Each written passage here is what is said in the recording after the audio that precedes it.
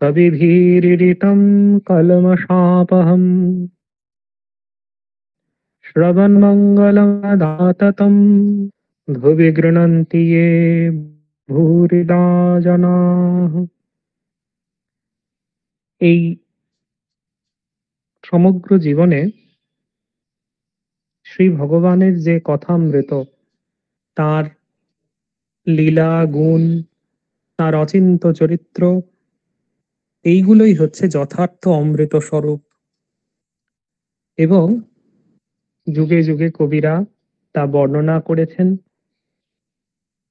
ভগবানের কথা শ্রবণ মঙ্গল, শুনলে মঙ্গল হয় এবং তা সমস্ত রকম কল্যাণের আকর।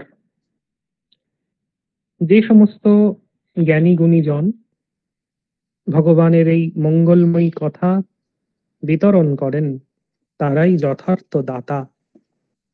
আজকে শারদাই নারী জাগরণ, এরা ভগবানের কথা শুনবার জন্য এই যে অনলাইন অনুষ্ঠানের আয়োজন করেছেন, সেজন্য অবশ্যই এদের প্রতি শ্রদ্ধা কৃতজ্ঞতা জ্ঞাপন করছি। আমাদের যে আলোচ্য বিষয় সেটি হচ্ছে শ্রীকৃষ্ণের বাল্যলীলা।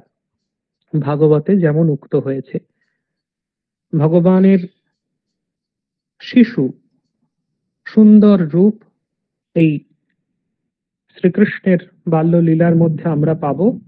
একেবারে জুৎসই ভাবে, ঠিক ভাবে সেই অনুষ্ঠানের যে শুরু সেটি করেছেন আমাদের যে সঞ্চালক দিদি, তিনি শ্রীকৃষ্ণের বন্দনার মাধ্যমে।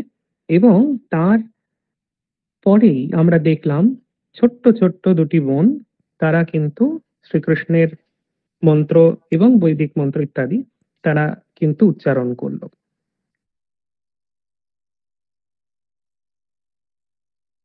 প্রার্থনা বৈদিক মন্ত্রের মাধ্যমে আজকের অনুষ্ঠান শুরু হয়েছে। আমরা প্রথমেই কেন এই আলোচনা হচ্ছে সেটি একটু সম্বন্ধে শুনে নেব। বলা হচ্ছে, বাসুদেব কথা প্রশ্ন পুরুষান স্ত্রীন পুনাতিহি বক্তারম পৃচ্ছকম শ্রোত্রিন তৎপাদ সলিলম যথা। আমরা এরকম শুনেছি পুরাণে যে মা গঙ্গা সেটি ভগবানের পাদ পদ্ম হতে উদ্ভূত হয়েছে। শ্রী শ্রী মা শারদা তিনি এরকম দেখেছিলেন একবার কামারপুকুরে, যে ঠাকুরের পা থেকেই গঙ্গা সেটি এগিয়ে চলেছে। তা এই যে গঙ্গা সেটি হচ্ছে ভগবানের পাদ ও সলিল, সেজন্য বলা হচ্ছে ভগবানের শ্রীচরণ থেকে যার জন্ম উৎপত্তি। তার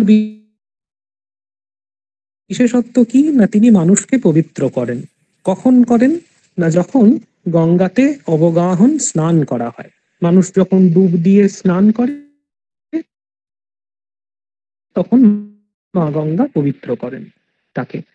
কিন্তু একটু তুলনা করে বলা হচ্ছে এখানে যে বাসুদেব কথা প্রশ্ন, ভগবানের বিষয়ে যে কথা, ভগবান শ্রীকৃষ্ণ তার বিষয়ক এই যে কথা এখানে আলোচনা হচ্ছে, সেটি কিরকম না, পুরুষান স্ত্রীন বক্তারম পৃচ্ছকম এবং সত্রিন, সকলকে পবিত্র করে। স্ত্রী পুরুষ যেই শুনুক না কেন, এবং যিনি বক্তা থাকবেন তাকেও যেমন, যিনি প্রশ্ন করবেন, যিনি শুনবেন, সবাইকে এটি পবিত্র করে, শোনা মাত্রই পবিত্র করে। তাই শ্রবণ মঙ্গল একটু আগে বলা হলো। আর কি, আর একবার খুব সুন্দর করে বলা হচ্ছে না, যস্মিন সৎকর্ণ পীয়ুষে যশস্তীর্থ করে সকৃত শ্রোত্রাঞ্জলি উপস্পৃশ্য ধনুতে কর্মবাসনাম।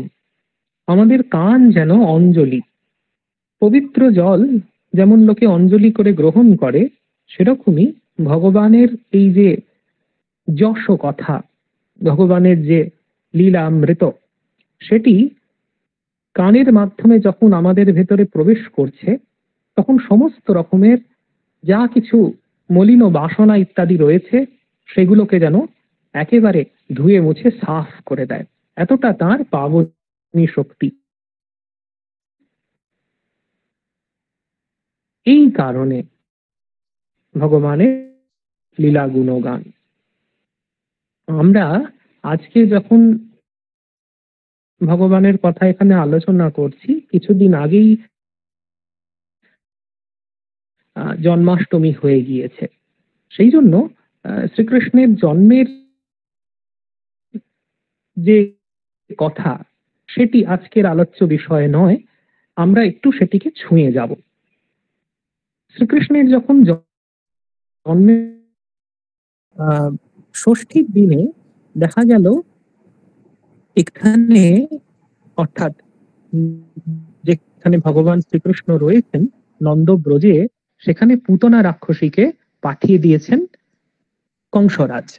পুতনা সম্বন্ধে ভাগবতে বলা হচ্ছে কি রকম না, পুতনা বাল ঘাতিনী, শিশু হত্যা করে পুতনা।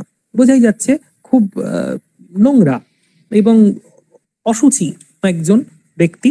আর তার সম্বন্ধে কি বলা হচ্ছে না, খেচরি, আকাশে উঠতে পারে বা আকাশে যাতায়াত করতে পারে আকাশ মার্গে। আর কি বলা হচ্ছে, কামচারিণী, পুতনা নিজের ইচ্ছে মতন রূপ বদল করতে পারে, নিজের ইচ্ছে মতন যাতায়াত করতে পারে।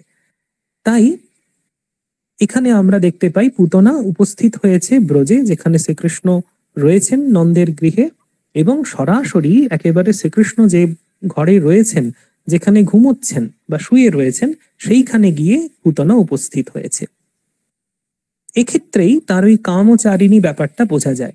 সর্বত্র তার অবাধ গতি, এবং পুতনা ওই ইচ্ছা মতন নিজের রূপটাকে বদলাতে পারে।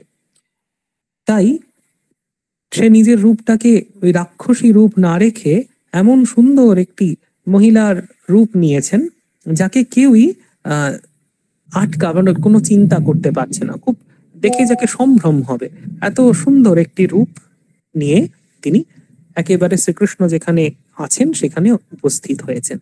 এইবারে এদিকে দেখা গেল সেই যে বালক শ্রীকৃষ্ণ, যিনি হয়তো শুয়েছিলেন, শুয়ে শুয়ে খেলছিলেন, হাত পা ছুঁড়ছিলেন, পুতনাকে আসতে দেখেই নিমিলিত ঈক্ষণ, নিজের চোখটিকে বন্ধ করে নিলেন।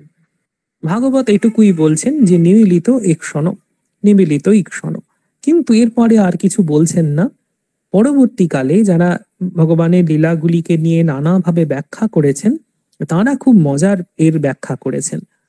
তারা এরকম কেউ কেউ লিখেছেন যে ভগবান ভাবছেন যেন সেই বালক কৃষ্ণ গোপাল, তিনি চিন্তা করছেন, আরে আমি তো ব্রজে এসে উপস্থিত হলাম কংসের ভয়ে পালিয়ে, কংসের হাত থেকে পালিয়ে বাঁচবার জন্য ব্রজে এলাম, এখানে এসেছি যে একটু দুধ, দই, ক্ষীর, ননি এই সমস্ত খাবো, এ তো একেবারে ষষ্ঠীর দিনই আমাকে বিষ খাওয়াতে চলে এসেছে।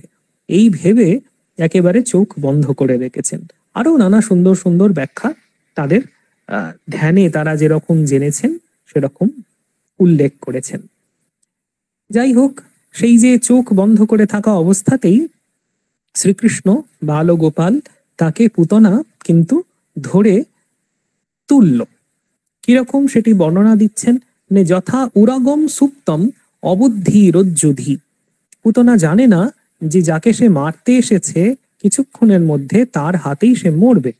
তাই অবুদ্ধি, বোকা একটা লোক, মূর্খ একটা লোক যেমন দড়ি মনে করে সাপকে তোলে, সে ঘুমন্ত সাপকে, সুপ্তম উরাগম, সেই রকম ভাবে এই পুতনা রাক্ষসী সেই ওই যেন সুপ্ত, সুপ্ত প্রায় মানে ঘুমানোর ভান করে থাকা বালককে নিজের কোলের ওপরে তিনি তুলে নিলেন। তারপরে কি হলো না, পুতনা যেভাবে শিশু হত্যা করত, শ্রীকৃষ্ণকেও সেভাবে হত্যা করার চেষ্টা করলো, কিন্তু ফল হলো উল্টো। শ্রীকৃষ্ণ তিনি কিন্তু বলা হচ্ছে তৎ প্রাণই সমং রোষ সমন্বিত, তৎ প্রাণই সমং রোষ সমন্বিত অপিবৎ, তিনি পান করে নিলেন। পুতনা এসেছিল শ্রীকৃষ্ণকে বিষ দুধ পান করিয়ে, তার অন্য বালক, সামান্য বালকদের সে যেমন হত্যা করে সেরকম ভাবে মেরে ফেলবে। কিন্তু হলো উল্টোটা। শ্রীকৃষ্ণ সেই বাল গোপাল তিনি পুতনার একেবারে প্রাণ পর্যন্ত যেন শুষে নিলেন।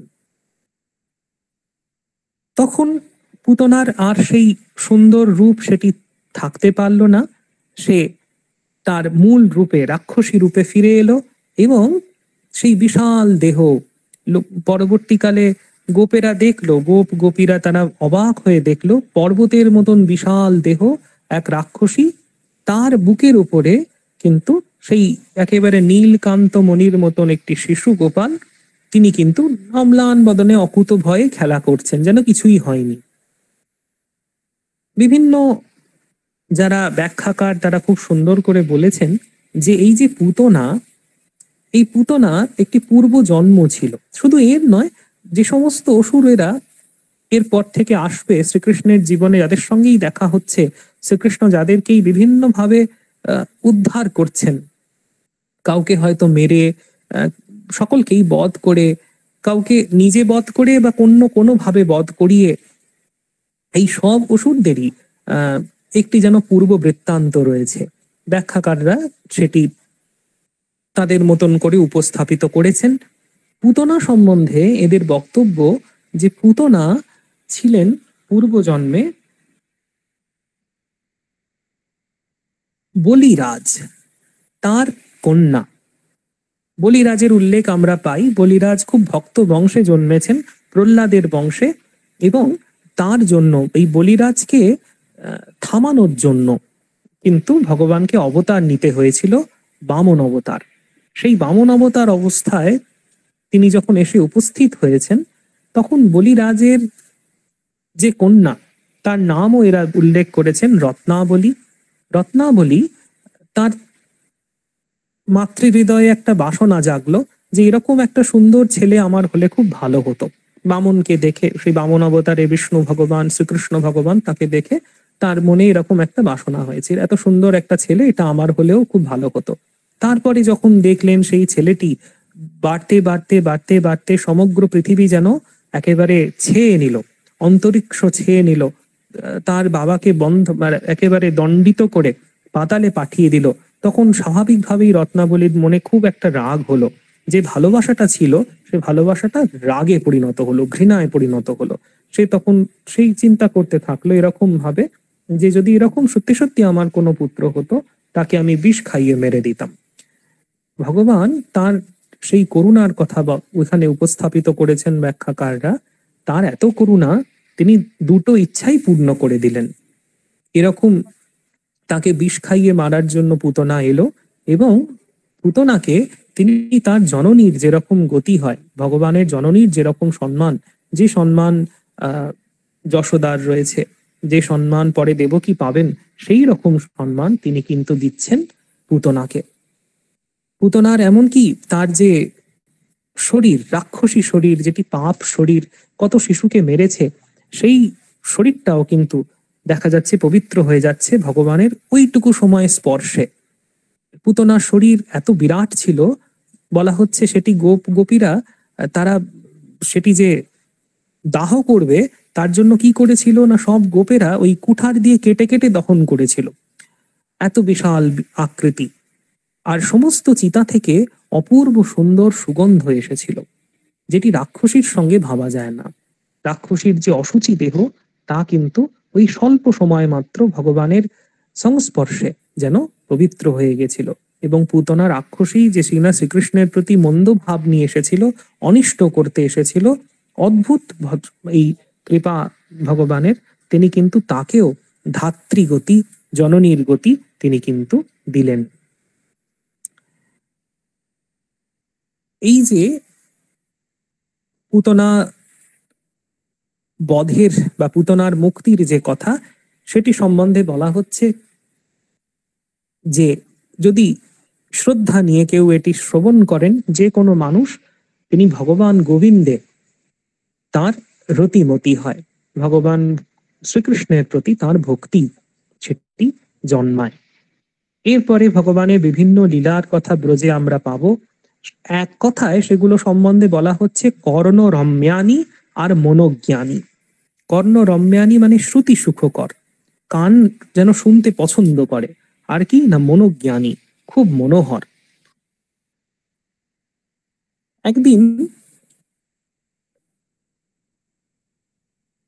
এই যে বালকৃষ্ণ, তিনি একটা শকট, একটা গরুর গাড়ি, যেটা দাঁড় করানো ছিল, গরু লাগানো ছিল না, শুধু গাড়িটা দাঁড় করানো ছিল এবং প্রচুর পরিমাণে তাতে দ্রব্য সামগ্রী সেগুলো রাখা রয়েছে।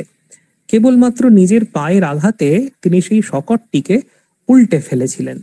এই সম্বন্ধেও ব্যাখ্যাকাররা বললেন যে আসলে সেই শকটে সেই যে গোজানটা সেখানে উপস্থিত ছিল, গরুর গাড়িটা যেটা উপস্থিত ছিল, তাতে একটি অসুর, অদৃশ্য, যার কোনো শরীর নেই, সে এসে উপস্থিত হয়েছিল। সেই অসুরকে বধ করা এবং আসলে তাকে কৃপা করে মুক্ত করার জন্যই ভগবান এই শকট সেটিকে যেন ফেলে দিলেন। আশেপাশের লোকেরা কিন্তু কিছুই বুঝলো না, যারা দেখলো বিশ্বাসই করতে পারলো না যে অতটুকু ছোট একটা ছেলে, একটা বাচ্চা, সে তার পায়ের লাথি দিয়ে একটা গরুর গাড়িকে আছাড় মেরে ফেলে দিতে পারে, ভাবাই গেল না। এরপরে কিন্তু সেই পুতনা থেকে শুরু হতে হতে বিভিন্ন অসুরের উৎপাত সেখানে শুরু হলো ব্রজধামে। তৃণাবর্ত বলে একজন অসুর, তার আগমন হলো। তৃণাবর্ত মানে ধুলোর ঘূর্ণি ঝড়। সে ধুলোর ঘূর্ণি ঝড় তুলে শ্রীকৃষ্ণ যখন বসে আছেন, আসিনম অর্ভকম, ভাগবত বলছেন আসিনম অর্ভকম, অর্ভক মানে বালক, সেই বালক যখন বসে আছে, তার কাছে কেউ নেই, সেই সময় তৃণাবর্ত একটি সাইক্লোন, একটি ঝড়ের মতন এসে তাকে কিন্তু উড়িয়ে নিয়ে যাচ্ছে।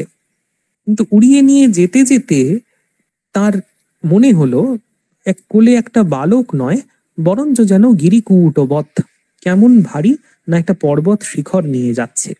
এবং অনায়াসে শ্রীকৃষ্ণ বালগোপাল তাকেও কিন্তু বধ করে ফেললেন। আবার সেই ব্রজবাসীরা দেখলো একটা বিকট আকার অসুর পড়ে রয়েছে মরে, এবং তার বুকের ওপরে শ্রীকৃষ্ণ বালগোপাল তিনি বসে আছেন নির্বিকার, যেন কি হয়েছে না হয়েছে কিছুই জানেন না। এর পাশাপাশি শ্রীকৃষ্ণের যিনি জননী যশোদা, শ্রীকৃষ্ণ তাকে কিন্তু তার নিজের বিশ্বরূপ সেটি দেখাচ্ছেন। যশোদা একদিন ছেলে কৃষ্ণ যখন হাই তুলছে, তার মুখের মধ্যে দেখছেন যেন বিশ্ব ব্রহ্মাণ্ড সেটি রয়েছে। কিন্তু এই দৃশ্য তিনি পরেও আর একবার দেখবেন, কিন্তু তার মধ্যে ভগবানের প্রতি বাৎসল্য ভাবটা এত প্রবল রয়েছে, ভাগবত বলছেন তার কোনো রিয়াকশন হলো না, কোনো প্রতিক্রিয়া হলো না। তিনি দেখলেন যে ছোট শিশু যে তার কোলে শুয়ে রয়েছে, হাই তুলছে, মুখটা খোলা রয়েছে, তার মুখের মধ্যে গ্রহ নক্ষত্র, পৃথিবী, চন্দ্র, সূর্য, এ সমস্ত দেখে তিনি ভাবলেন যে ভুল দেখছি, চোখের ভুল, বলে চোখ বুজে ফেললেন। এরপরে যখন আরো কিছু সময় গিয়েছে, তখন সেই সময়ের যে প্রথা অনুসারে সংস্কার, নামকরণ সংস্কার, সেটি হলো। গর্গাচার্য বলে একজন মহাপুণ্যবান, তিনি এসে শ্রীকৃষ্ণ এবং বলরামের নামকরণ করলেন। বলরামের নাম বল কেন হলো না, অত্যন্ত তিনি বলবান বলে তার নাম বল, এবং তিনি তার যে অসংখ্য গুণ রয়েছে, সদ্গুণ, সেগুলির দ্বারা বন্ধুদের আনন্দ দেবেন, আত্মীয় সবর্গকে আনন্দিত করবেন, তাই আনন্দ দেবেন বলে তার নাম রাম, বলরাম, রাম এবং বল। আর শ্রীকৃষ্ণ সম্বন্ধে গর্গাচার্য তিনি নাম দিলেন এরকম, তিনি বললেন যে এই যে পুত্রটি, যে শ্যামল বর্ণ বা কৃষ্ণ বর্ণ পুত্রটি উপস্থিত হয়েছে, এ পূর্ব পূর্ব যুগেও আবির্ভূত হয়েছিল বিভিন্ন বর্ণে, কখনো শুক্ল বা সাদা রঙে, কখনো রক্ত বা লাল রঙে, কখনো পীত বা হলদে রঙে।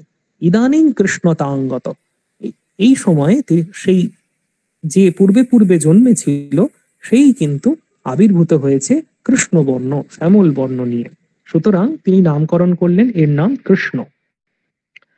আর কি, আরো তিনি অদ্ভুত ভাবে ইঙ্গিত করলেন, যেটি কে উপস্থিত কেউই বুঝতে পারল না, যে পূর্বে বসুদেবের গৃহে ইনি জন্মগ্রহণ করেছিলেন, তাই এর নাম বাসুদেব।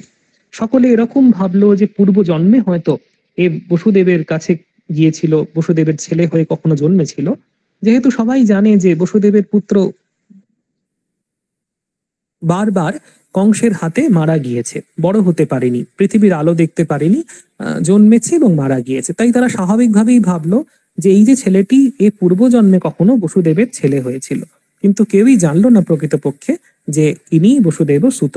তাই গর্গাচার্য এর নাম দিলেন বাসুদেব।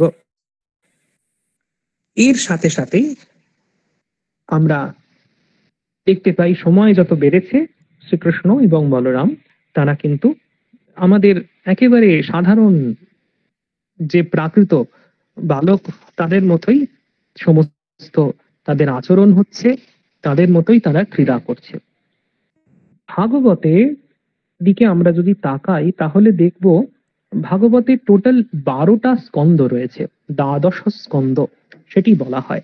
এবং প্রথম থেকে যদি দেখা যায় তাহলে সেখানে ভগবানকে কিন্তু নানাভাবে আমরা দেখতে পাই। শ্রীরামকৃষ্ণ তিনি কথামৃতে উল্লেখ করেছেন যে ভক্ত যত ভগবানের দিকে এগোতে থাকে তত ভগবানের ঐশ্বর্য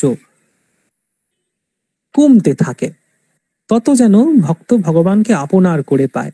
শ্রীরামকৃষ্ণ বলেছেন ভক্ত প্রথমে দেখে দশভুজা, তারপরে আস্তে আস্তে দেখে চতুর্ভুজ রূপ, তারপরে আরো যখন এগিয়ে যায় তখন দেখছে দ্বিভুজ গোপাল। শ্রীমদ্ ভাগবতের ক্ষেত্রেও কিন্তু এই কথাটা আমরা মনে রাখবো। এখানে বিভিন্ন অবতারে ভগবানকে দেখা গেছে, মৎস্য, কুর্ম, বরাহ প্রভৃতি। বিষ্ণুকে যখন প্রথম এরা শ্রীমদ্ ভাগবত যখন বিষ্ণু রূপ বর্ণনা করছেন সেখানে বিষ্ণুকে আমরা অষ্টভুজ দেখতে পাই, 8টা হাত রয়েছে, 8টা হাতে নানান রকম অস্ত্র রয়েছে। কিন্তু সেই ভাগবতের বর্ণনায় একেবারে চরম হয়ে দেখা দিয়েছে যখন এখানে এই শ্রীকৃষ্ণের বাল্যলীলা তারা বর্ণনা করেছেন। সেখানে আর কোনো ঐশ্বর্যের কিন্তু লেশ মাত্র নেই। শোনা যাচ্ছে তো? হ্যালো? হ্যাঁ মহারাজ, শোনা যাচ্ছে। এখানে একেবারে কোনো যেন ঐশ্বর্যের লেশ মাত্র এখানে আমরা নেই। ছেলে যখন একটু বড় হলো কৃষ্ণ এবং বলরাম, বিশেষ করে কৃষ্ণ, তখন গোটা ব্রজধাম জুড়ে তার উৎপাত শুরু হলো। খুব সুন্দর করে একটি স্তোত্রে বলা হচ্ছে ব্রজে বসন্তম নবনীত চৌরম। প্রসিদ্ধ এক চোর ব্রজে বাস করে যে কিনা ওই নবনীত ননি চুরি করে খায়। এই যে চুরি সেই সম্বন্ধে নানা রকম অভিযোগ, কমপ্লেন সেগুলো করতে আসেন অন্যান্য গোপীরা, এবং তারা কিন্তু আসলে ভেতরে ভেতরে খুব মজা পান। এই নিয়ে তারা নন্দগোপের যিনি গৃহে অধিষ্ঠান করছেন সেই যশোদা তার কাছে এসে বলতে শুরু করেন যে কিরকম কিরকম অত্যাচার উৎপাত হয় না, বৎসান মুঞ্চন কচ্ছিদ অসময়ে।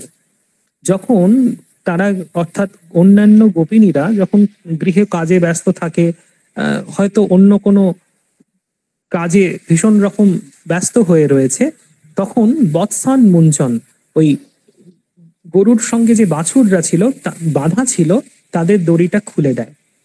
আর কি না, ক্রোশ সঞ্জাত হাস, দূর থেকে, কাছে আসে না, দূর থেকে হাসতে হাসতে এইসব উৎপাত দেখে যে হঠাৎ করে বাছুরকে ছেড়ে দিয়েছে, গরু ছেড়ে দিয়েছে, এই রকম সব।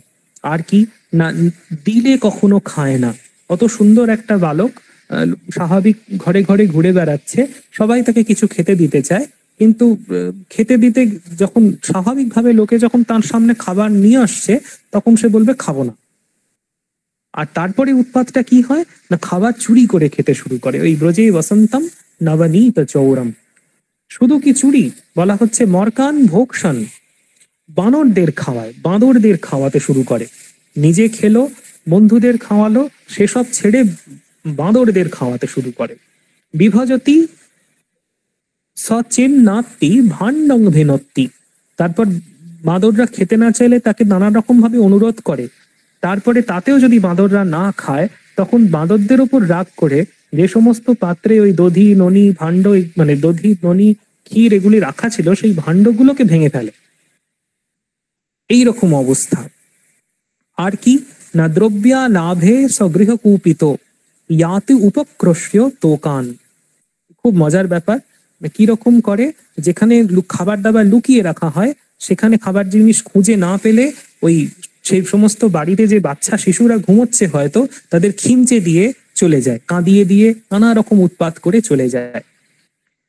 আর কি না অনেক সময় তারা চেষ্টা করেছেন গোপিনীরা যে ওই বালকৃষ্ণ তিনি আর কত বড় হবেন, ছোট শিশু, তার হাতের থেকে দূরে রাখতে জিনিসপত্র, কিন্তু সেখানেও উৎপাত থামেনি। পিঠ পিঠ মানে পিঁড়ি, পিঁড়ির পর পিঁড়ি জোগাড় করে, অথবা উলুখল, উলুখল একরকম ডমরুর মতো আকৃতি, বড় আকারের হয়, তার উপরে ওঠা যায়, সেটা দিয়ে জিনিস পেশাই করা যায়। তা সেই উলুখলের ওপরে উঠে তিনি কোনো মতে হাত বাড়াতে শুরু করেন। অনেক সময় সেটাও না হলে তিনি বন্ধু বান্ধবদের কাঁধে উঠে ওই ফ্রিকে ঝোলানো আছে খাবার দাবার সেই দিকে হাত বাড়ান, তাতে না হলে নিজে নিচে দাঁড়ান, বন্ধু বান্ধবদের নিজের কাঁধের ওপর চড়িয়ে দেন। এবার তাতেও যদি হাত না পাওয়া যায় তখন ওই ঢিল দিয়ে কলসি বা হাঁড়ি যেগুলো শিকে ঝোলানো রয়েছে সেগুলো ফুটো করে নেন, সেখান থেকে ওই গলিত যে সমস্ত ক্ষীর দুগ্ধ ইত্যাদি রয়েছে সেইগুলো তখন আনন্দের সাথে সবাই মিলে ভাগ করে খান। এই হচ্ছে অত্যাচারের বর্ণনা। আর কি না আরো খুব মজা আছে না, যখন এই সমস্ত হয়ে গেল বা কখনো হয়তো রাগ হলো, লুকিয়ে রেখেছেন, জিনিসপত্র খুঁজে পাচ্ছে না, তখন গৃহটাকে নষ্ট করে দেন। সেখানে ওই মেহনাদিনী বাস্তৌ কুরুতে, সেখানে মলমূত্র ত্যাগ করে চলে যান। এই রকম মানে বিভিন্ন রকম উৎপাত তার রয়েছে। তবে এগুলো যখন বলছেন তারা নানাভাবে যশোদাকে, তখন কিন্তু তাদের ভেতরে ভেতরে খুব আনন্দ হতো যে এত সুন্দর একটি মনোলোভা শিশু সে এসে নানাভাবে তাদের জ্বালাতন করছে, সেটি কিন্তু তারা খুব প্রসন্ন ভাবে, খুব মাতৃময়তার সঙ্গে, খুব স্নেহ ভাবে কিন্তু তারা সেটিকে গ্রহণ করতেন। তাই দেখা যায় যে এই সমস্ত যখন বলছেন, যশোদার কাছে শ্রীকৃষ্ণ বসে আছেন, আহ, তারা দেখছেন যখন শ্রীকৃষ্ণের ভয় হচ্ছে এইসব শুনে, তখন তারা আর কিছু বলতেন না তাকে। এইরকম এরকম ভাবে দিন কাটতে লাগলো। আবার এইরকম সময়ে যখন অসুরদের উৎপাত শুরু হচ্ছে, তৃণাবর্ত ইত্যাদি এক এক অসুর যখন আসে, তখন নন্দ গোপ এবং অন্যান্য যারা ছিলেন বয়োজ্যেষ্ঠ তারা কিন্তু ওই ব্রজধাম থেকে নিজেদের সরিয়ে নিয়ে যাচ্ছেন। কেন না শ্রীকৃষ্ণ এবং বলরামের, বিশেষ করে শ্রীকৃষ্ণের রক্ষণাবেক্ষণের জন্য। তারা আমরা পাই বৃন্দাবন ধামে, যেন পূর্ব নির্দিষ্ট ছিল বৃন্দাবন সেই ভগবানের লীলাক্ষেত্র হবে যমুনার তীরে, সেইখানে তারা কিন্তু একেবারে সদল বলে চলে যাচ্ছেন। তাদের আর ফিরে আসছেন না। ব্রজধামে যা কিছু ছিল, তাদের গরু, তাদের সম্পদ সমস্ত নিয়ে তারা কিন্তু চলে যাচ্ছেন। এরপরে আমরা দেখতে পাই যে শ্রীকৃষ্ণের বন্ধন, শ্রীকৃষ্ণ তিনি উৎপাত করছেন একদিন, এবং একদিন তার সেটার সম্বন্ধে বর্ণনা রয়েছে যে সেটি কার্তিক মাসের একটি দিন। সেদিন বাড়িতে আর উপস্থিত কেউ নেই। সেই দিনই যশোদা তিনি শ্রীকৃষ্ণের দুষ্টুমি আর সহ্য করতে না পেরে তাকে ঠিক করলেন যে বেঁধে ফেলবেন, উলুখলের সঙ্গে তাকে বাঁধবেন। প্রথমত হাতে একটা ছড়ি নিয়ে তাকে ধরতে গেছেন, এবং এই যে ননি চুরি করে খাচ্ছেন, সেই যে ভয় আছে মনে, সেই ভয়ে বালক শ্রীকৃষ্ণ তিনি ইতি উতি তাকাচ্ছেন। খুব সুন্দর বর্ণনা রয়েছে, চৌর্য বিশঙ্কিত এক ক্ষণম, চৌর্য বিশঙ্কিত একটি ক্ষণম, যেন চুরি করেছেন নিজে সেটি জানেন বলে ভয় পাচ্ছেন। সেই চৌর্য বিশঙ্কিত এই ক্ষণম, পরবর্তীকালে ব্যাখ্যাকাররা বলছেন যে এটি সাধকদের যুগে যুগে ধ্যানের বিষয়, না যিনি ভগবান তাঁর চৌর্য বিশঙ্কিত ঈক্ষণ নয়ন, মাকে আসতে দেখে এদিক ওদিক তাকাচ্ছেন এবং লুকিয়ে পড়ার চেষ্টা করছেন। কিন্তু যশোদা তিনি সেদিন কিছুটা বিরক্তই ছিলেন। একেবারে তিনি শ্রীকৃষ্ণকে বাঁধতে চেষ্টা করছেন। সেখানেও সমস্যা যে যত তার দড়ি রয়েছে সেগুলি যেন কম পড়ে যাচ্ছে। খুব সুন্দর করে আমরা ভাগবতের শ্রীকৃষ্ণ লীলায় দুটো জিনিস পাই। এরা যখনই বর্ণনা করছেন তার যে বিরাট স্বরূপ, তার যে প্রকৃত মূল স্বরূপ, সেই দিকে বারবার ইঙ্গিত করছেন। আবার পাশাপাশি তার যে এই অদ্ভুত বাল লীলা, সেটির মিষ্টতাও কিন্তু আমাদের সামনে পরিবেশন করছেন। যেমন আহ, কোনো এক গোপীর কথায় রয়েছে যে শৃণু সখী কৌতুকমেকম মায়া দৃষ্টম। একটা হাসির কথা বলছি, শোনো। কি হাসির কথা? না, নন্দ নিকেতন অঙ্গনে, নন্দের বাড়ির যে উঠোন সেখানে কি দেখেছি? না, বেদান্ত সিদ্ধান্ত নৃত্যতি ধূলি ধূসরিতাঙ্গ। যিনি বেদান্তের সিদ্ধান্ত অর্থাৎ বেদান্তের যিনি প্রতিপাদ্য, বেদান্ত যাকে নির্দেশ করে, সেই যে ব্রহ্ম, যিনি অলেখ অলক্ষ্য অশব্দ অস্পর্শ নিরঞ্জন, তাকে সম্পূর্ণ ব্যাখ্যা করা যায় না, সম্পূর্ণ দর্শন করা যায় না, সেই তিনি দেখে এলাম আমি, সেই তিনি ধূলি ধূসরিতাঙ্গ, উঠোনে সমস্ত ধুলো মেখে তিনি কিন্তু নৃত্য করছেন। একই সাথে তার এই যে বাল্য লীলার বর্ণনা এবং পাশাপাশি তার যে স্বরূপের সন্ধান কিন্তু এখানে আমাদের দিয়ে দেওয়া হচ্ছে। এখানেও দেখি যখন এই যে দাম বন্ধন লীলা, দামোদর তাকে বলা হয়, উদরে তিনি দাম রজ্জু দিয়ে বন্ধন স্বীকার করেছেন, তাই দামোদর। সেই তার সম্বন্ধে বলা হচ্ছে ন চান্ত, যার অন্ত নেই, ন বহি, যার ভিতর বাহির বলে কিছু নেই, যস্য ন পূর্বম নাপি চাপরম, যার কোনো আগে পরে বলে কিছু নেই, পূর্বাপরম বহিশ্চান্তর জগত ইয়ো জগচ্চয়, যিনি জগতের সর্বদিকে পরিব্যাপ্ত হয়ে রয়েছেন, জগতের ভিতরে রয়েছেন, বাইরে রয়েছেন, যিনি জগৎ রূপে রয়েছেন, তাকে যশোদা আহ, বাঁধতে চেষ্টা করছেন। এবং আমরা দেখতে পাই স্বাভাবিকভাবেই কখনো তিনি বাঁধতে পারছেন না। খুব সুন্দর করে এখানে ব্যাখ্যাকাররা বলছেন দু আঙুল যেন কম পড়ে যাচ্ছে। এবং কি সেই দু আঙুল, সে নিয়েও তাদের বিস্তৃত ব্যাখ্যা রয়েছে। এখানে একটা কথা বলে রাখি, এই যে কম পড়ে যাওয়া, এই যে দু আঙুল কম পড়ে যাওয়া, যেন সেই ভগবানের অনন্ত ভাবের প্রকাশক। ঠিক এই কথাটাই যেন স্মরণ রেখে জগন্নাথ ধামে শ্রী জগন্নাথ মহাপ্রভুকে যে মালা পরানো হয়, সেই মালা কখনো ওই আমরা অন্যান্য দেবদেবীকে যেরকম মালা পরাই, সেই মালাটি পূর্ণ গ্রথিত থাকে, সেরকম মালা কিন্তু জগন্নাথ দেবকে দেওয়া হয় না। জগন্নাথ দেবের মালাটি কিন্তু ছিন্ন মালা থাকে। এটি ওই ভাবটিকে আমাদের সামনে তুলে ধরার জন্য যেন, যে অখণ্ড মণ্ডলাকার, তিনি সমস্ত পরিব্যাপ্ত হয়ে রয়েছেন, তাকে কোনো কিছু দিয়ে পরিব্যাপ্ত করা যাচ্ছে না। অসীম মহিমা, সেই মহিমা যেন কোনোভাবে ওই আনা যাচ্ছে না। নইলে একটা শিশু কতটুকু আর দু হাতে তাকে ধরা যায়, কিন্তু তাকে বাঁধা যাচ্ছে না। তিনি অসীম, অসীম হয়ে রয়েছেন।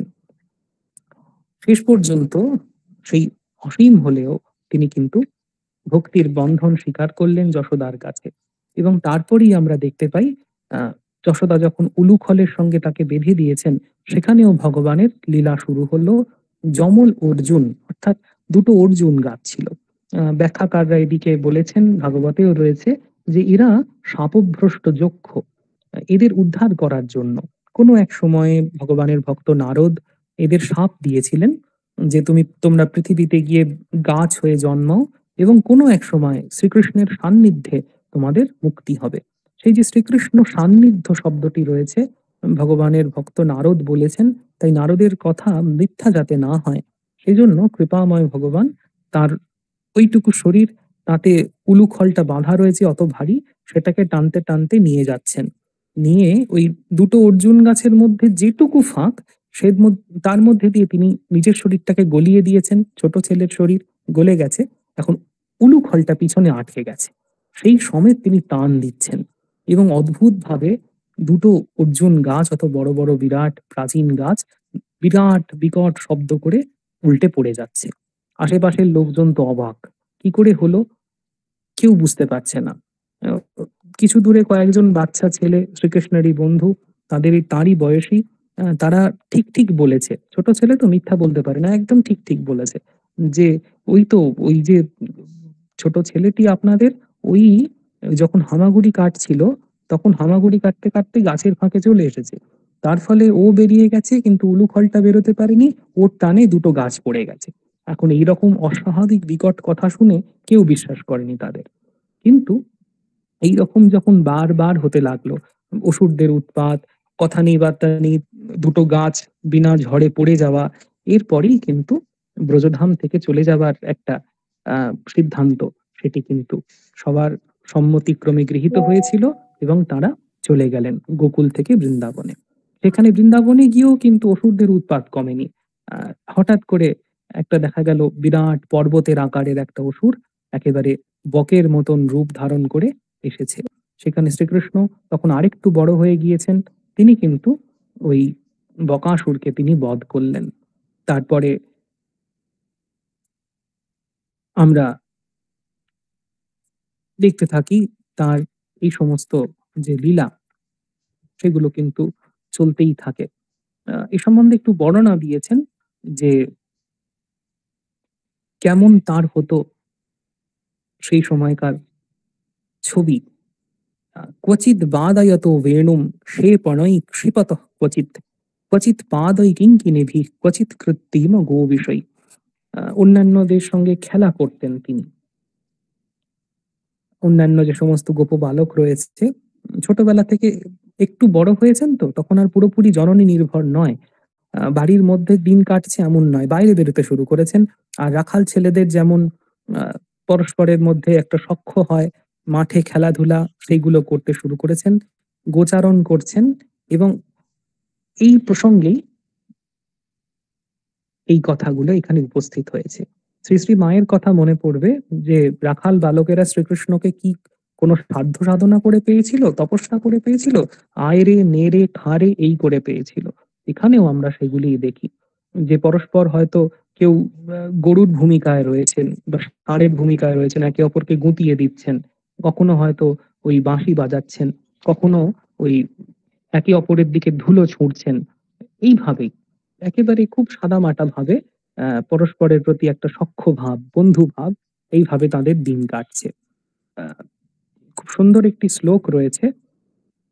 আহ, শ্রীচৈতন্যদেব, এটি আমি উল্লেখ করছি পূজনীয় শ্রীমৎ স্বামী গীতানন্দজি মহারাজের, তার যে বইটি রয়েছে সেই বই থেকে এই অংশটি উল্লেখ করছি। শ্রীচৈতন্যদেব যখন দক্ষিণ ভারত ভ্রমণ করছিলেন তখন বিদ্যানগর, সেই দক্ষিণ ভারতের বিদ্যানগরে রায় রামানন্দের সঙ্গে দেখা হয় তার। সেখানে দুজনের মধ্যে কথোপকথন হচ্ছে কি বিষয় না, সাধ্য সাধন বিষয়। বিভিন্ন ভাবে ভগবানকে আরাধনার কথা হচ্ছে। সেখানে সখ্য ভাবের কথা এসেছে। সখ্য ভাবের কথায় যখন সখ্য ভাবের চরম সীমা, একেবারে সখ্য ভাবের চূড়ান্ত একটা জায়গার কথা এলো, তখন রামানন্দ তিনি শ্রী চৈতন্য মহাপ্রভুকে শোনাচ্ছেন এই কথাটি। ইত্থম সতাম ব্রহ্ম সুখানুভূতিয়া দাস্যম গতানাম বরদৈবতেন মায়াশ্রিতানাম নরদারকেণ সাকম বিজহ্রু কৃতপুণ্য পুঞ্জাহ। কতটা পুণ্য থাকলে, কতটা সৌভাগ্য থাকলে সেই গোপ বালকেরা শ্রীকৃষ্ণের সাথে এইভাবে খেলা করতেন, যার সঙ্গে জ্ঞানী, যোগী এবং ভক্তের কোনো তুলনা হয় না। জ্ঞানীরা যাকে বিভিন্নভাবে কঠিন যোগ সাধনার দ্বারা যাকে জেনেছেন, যোগীরা যাকে একেবারে ব্রহ্ম সুখ, নির্বিশেষ ব্রহ্ম আনন্দ হিসেবে জেনেছেন, ভক্তেরা যাকে ঈশ্বর পরমেশ্বর বলে জেনেছেন, তার সাথে এরা খেলা করতেন। অদ্ভুত এই সুন্দর কথা, কতটা যেন পুণ্য থাকলে তখনই এটি সম্ভব হয়। এইভাবেই তাদের আমাদের আর কতটা সময় আছে? আমাদের আর সময় হয়ে এসেছে। এইভাবেই তারা কিন্তু দিনের পর দিন কাটাতেন। আমরা পরবর্তীকালে দেখি শ্রীকৃষ্ণের এই যাবতীয় বাল্য লীলা সম্বন্ধে পুরো জিনিসটার মধ্যে একটা অদ্ভুত কৃপার ভাব ছিল। সবসময় তিনি তার ভক্ত, তার আশ্রিত যারা হয়তো তার মহিমা জানতো না কিন্তু তাকে ভালোবেসেছে, সব রকম কোনো রকম বাদ দেয়নি, সব রকমে ভালোবেসেছে, এদের কিন্তু নানাভাবে রক্ষা করে গিয়েছেন। তার সমগ্র বাল্যলীলার এটাই মূল কথা। একেবারে রাসলীলা থেকে একটি শ্লোক উদ্ধৃত করছি, যার মধ্যে এই সমগ্র আহ বাল্যলীলার কথা এখানে বলা হয়েছে। শ্রীকৃষ্ণের পরম ভক্ত গোপিনীরা তারা বলছেন, বিষ জলাপ্যয়াদ ব্যাল রাক্ষসাত বর্ষ মারুতাদ বৈদ্যুতানলাত বৃষ ময়াত্মজাত বিশ্বতো ভয়াত ঋষভ তে বয়ম রক্ষিতামুহু, ঋষভ তে বয়ম রক্ষিতামুহু। এক কথায় সমস্ত কিছু যেন বলা হচ্ছে। কালীয় নাগের সেই দূষিত বিষময় জল পানে হাতে যখন মরতে বসেছিলাম সবাই, তখন তুমি আমাদের বাঁচিয়েছো। যখন দারুণ সাপ অঘাসুর আমাদের গিলে নিয়েছিল, তখন তুমি আমাদের বাঁচিয়েছো। যখন ওই তৃণাবর্ত নানা রকমের উৎপাত করেছিল, তখন তুমি আমাদের বাঁচিয়েছো। যখন ইন্দ্র প্রচন্ড বৃষ্টিতে চারিদিক ভাসিয়ে দিয়েছিল, দাঁড়ানোর জায়গা ছিল না, তখন তুমি গোবর্ধন ধারণ করে আমাদের বাঁচিয়েছো। নানা রকমের উৎপাতে তুমি আমাদের বাঁচিয়েছো। যখন বিশ্বত ভয়াত, সব রকম বিশ্বের যত রকম উৎপাত আছে, সেই বিশ্বত ভয়াত সমস্ত ভয় থেকে ঋষভ তে বয়ম রক্ষিতামুহু, বারবার তুমি আমাদের রক্ষা করেছো। এই শ্লোক বেলুড় মঠে মহাপুরুষ মহারাজ একদিন একেবারে বারবার উচ্চারণ করছেন, আমরা স্মৃতি কথায় পাই, এবং ঠাকুরের কথা চিন্তা করছেন। শ্রীকৃষ্ণের সমগ্র বাল্যলীলার মধ্যে তার এই ভাবটি দেখা যায়। তিনি বারবার ভক্তজন আশ্রিত জনকে কৃপা করছেন। প্রবৃত্ত বহ্নি পাইনম, এরকম আছে তার এই ছোট ছোট তার সখারা, তার বন্ধুরা আগুনের দ্বারা পরিবেষ্টিত হয়ে গিয়েছে একবার। বনে তো দাবানল লাগে, সেরকম দাবানলের দ্বারা ঘিরে নিয়েছেন। সেইখানে তারা শ্রীকৃষ্ণকে স্মরণ করছেন, এবং সেই শ্রীকৃষ্ণ স্বয়ং, লোকে তো ভালো ভালো জিনিস খায়, তিনি সেই তাদের কষ্ট দেখে সেই দাবানল পান করছেন। এইরকম তার কৃপার বর্ণনা শেষ করার আগে একটুখানি সময় নেব, মহারাজের একটা অনবদ্য অংশ সেটি পড়ব। পূজনীয় গীতানন্দজি মহারাজ লিখছেন, মনের মানুষ সংসারে পাওয়া যায় না, তাই মানুষ নিঃসঙ্গ। বয়স যখন অল্প, শরীর সবল কর্মঠ থাকে, তখন নানা কাজে খেলাধুলা ইত্যাদিতে সময় বেশ কেটে যায়। কিন্তু শরীর যখন বয়সের ভারে অপটু হয়ে পড়ে, তখন ওসব আর তেমন ভালো লাগে না। তখন প্রাণ চায় এমন কাউকে পেতে, এমন কারো চিন্তায় মশগুল হয়ে থাকতে, যিনি একান্তভাবেই তার অন্তরঙ্গ। কিন্তু কোথায় পাবো, কোথায় পাওয়া যাবে এমন অন্তরঙ্গের সন্ধান? সেই অন্তরঙ্গই হচ্ছেন আমাদের ভগবান। তিনি কখনো শ্রীকৃষ্ণ, কখনো শ্রীরামচন্দ্র, আর আমাদের সবার কাছে তিনি শ্রীরামকৃষ্ণ। यदा तदा यथा तथा तथैव कृष्ण सत्कथा मया सदैव गीयताम प्रभो কৃপা বিধীয়তাম। হে প্রভু, আমাদের ওপর তোমার এমন কৃপা হোক যেন যেখানে সেখানে যখন তখন যা কথাই হোক না কেন, সেটাই যেন তোমার চরিত কথা হয়। জয় রামকৃষ্ণ। শ্রীরামকৃষ্ণ অর্পণমস্তু। এতক্ষণ আমরা শ্রদ্ধেয় মহারাজজির মুখে মনোমুগ্ধকর সাবলীল ভাগবত কথন শ্রবণ করলাম এবং সমৃদ্ধ হলাম। ভাগবতে ভগবান কিভাবে লীলা করেছেন, পুতনা, তৃণাবর্ত প্রভৃতি অসুরদের কিভাবে মুক্তিদান করেছেন, সবটাই মহারাজ আমাদের সুন্দরভাবে গল্পের মাধ্যমে বললেন। বালক রূপে ভগবানের দুষ্টুমি, এটিও মহারাজ আমাদের গল্পের মাধ্যমে বললেন। আবার ভগবানের স্বরূপও ভাগবতে প্রকাশিত হয়েছে। মহারাজজি থেকে আমরা অনেক কিছুই জানতে পারলাম। মহারাজজিকে আবারও প্রণাম জানাই। আমাদের সমাবেশ এবার সমাপ্তির দিকে এগিয়ে চলেছে। সমাপ্তি সঙ্গীত নিবেদন করবেন তুহিনা পুতাটুন্ডা দিদি। প্রণাম। মহারাজ মনে হয় লেফট হয়ে গেছেন। যাই হোক, মহারাজকে আমার প্রণাম জানাই, আর উপস্থিত সবাইকে আমার নমস্কার জানাই। আমি কৃষ্ণের একটি ভজন নিবেদন করছি।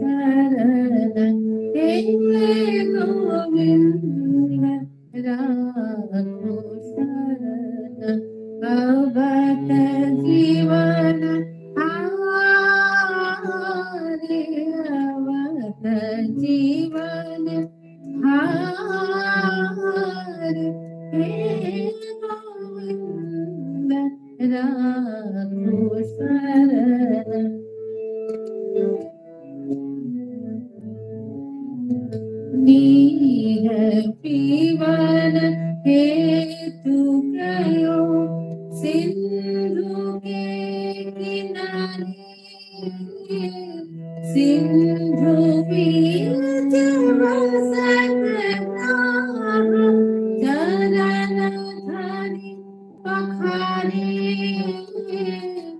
चरण धरि पखारे। गोविंद राघो शरण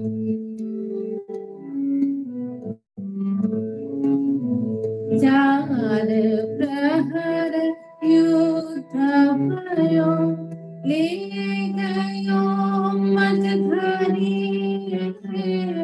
नायक कान डूबन लागे, नायक कान डूबन लागे। कृष्ण के पुकारे, कृष्ण के पुकारे, गोविंद राघो शरण।